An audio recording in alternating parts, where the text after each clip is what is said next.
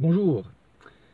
S'il est important de faire de l'interreligieux, c'est-à-dire d'établir un dialogue avec les croyants d'autres religions, et s'il est même important de défendre notre foi vis-à-vis du scepticisme et même des attaques proclamées par des opposants à la foi chrétienne, il est aussi important de faire de l'intra-religieux, c'est-à-dire de défendre aussi notre foi, mais en interne. Et appliquer la politique de l'autruche n'a jamais été productif, et je dirais même que c'est contre-productif. Puisqu'en tant que prédicateur, en tant que témoin de Jésus-Christ, en tant qu'évangéliste, j'annonce l'évangile, nous proclamons une foi, nous proclamons la foi en Jésus-Christ, et lorsque des personnes vont se convertir, elles risquent de tomber des nues lorsqu'elles vont voir un peu le bazar, parce qu'il y a un bazar dans notre milieu, et surtout cette espèce de loi d'omerta, et avec toujours sous couvert de il ne faut pas juger, mais quand Jésus a dit qu'il ne fallait pas juger, il parlait de ne pas juger injustement. Il faut bien retenir qu'alors bien sûr, il ne faut pas passer son temps à juger tout et n'importe quoi, n'importe comment. Il ne s'agit pas de juger les opinions.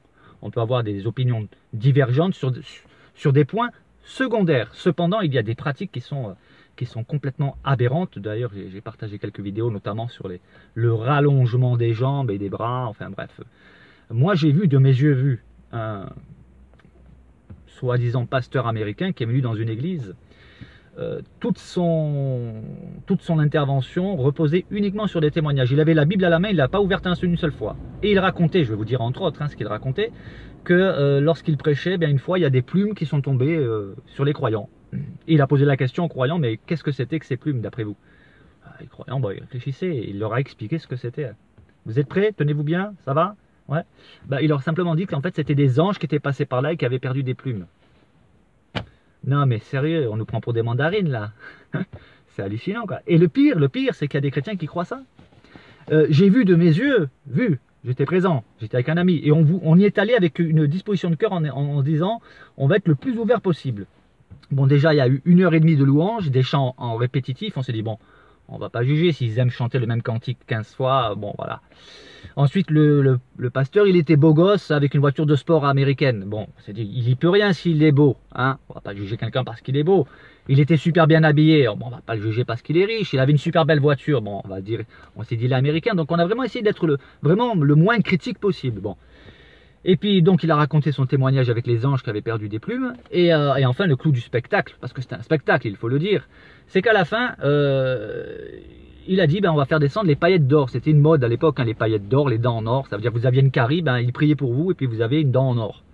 Bon, moi avec toutes les caries que j'ai, franchement, j'ai de quoi ramasser, mais bon, ça marche pas.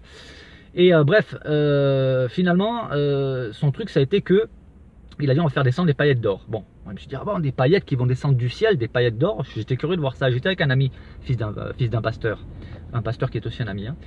Et on a regardé. Bon, on n'a pas vu de paillettes tomber du ciel. Par contre, ce qu'on a vu, c'est qu'il a mis ses mains dans les poches. Et puis, il y a une dame qui s'était approchée, une dame d'un certain âge. Et elle disait qu'elle avait des problèmes aux yeux. Et alors, il lui a mis les doigts sur les yeux. Voilà, comme ça. Et quand il a fait le geste, qu'est-ce qu'il y avait sur ses yeux? Et alors les chrétiens, ils étaient là, waouh, alléluia, gloire à Dieu. C'était en fait les trucs qu'on achète pour les gamins. Des petites paillettes, les trucs qui brillent là pour Noël, qu'on met pour Noël. Il y a mis ça sur les yeux et ils ont appelé ça les paillettes d'or. Je dis, mais non, mais sérieux, mais voilà. Et ça, c'est qu'un exemple. C'est qu'un exemple. Et il y a eu aussi les tombeurs souffleurs. Moi, j'y étais à ces trucs où à l'époque, les pasteurs priaient, et ça existe encore. Ils prient pour vous, puis ils vous mettent la main sur la tête et vous tombez dans, soi-disant, le repos de l'esprit. Et si vous tombez pas, il pousse davantage quoi. Donc moi voilà, je voulais pas tomber, je suis pas tombé. Et une fois je suis tombé, pourquoi? Parce que je me suis ouvert à ça. Et finalement il s'est rien passé quoi. Je veux dire voilà, ça c'est. Et c'est des pratiques qui ne sont pas bibliques. On est en plein dans le spectacle. Donc finalement en tant que chrétien nous devons annoncer la foi, mais aussi la défendre contre les attaques extérieures, mais aussi les attaques intérieures. Toutes ces hérésies. Et il est intéressant de relever à quel point l'apôtre Paul et les autres apôtres d'ailleurs étaient vraiment sur la brèche dès que les fondements de la foi chrétienne étaient remis en cause. Et j'aime bien par exemple aussi cet épisode où Pierre et Jean, épisode biblique, il y a une guérison miraculeuse. Pierre et Jean, un mendiant qui était paralytique, il demande de l'argent et Pierre lui dit, alors tenez-vous bien, je n'ai ni argent ni or, Mais ce que j'ai, je te le donne au nom de Jésus de Nazareth. Lève-toi et marche. Il s'est levé, il a marché, il louait Dieu. Voilà, il a été guéri. Guérison miraculeuse.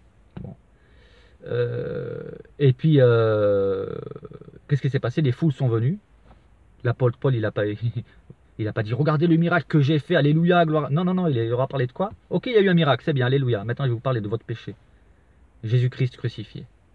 C'est l'important. Amen.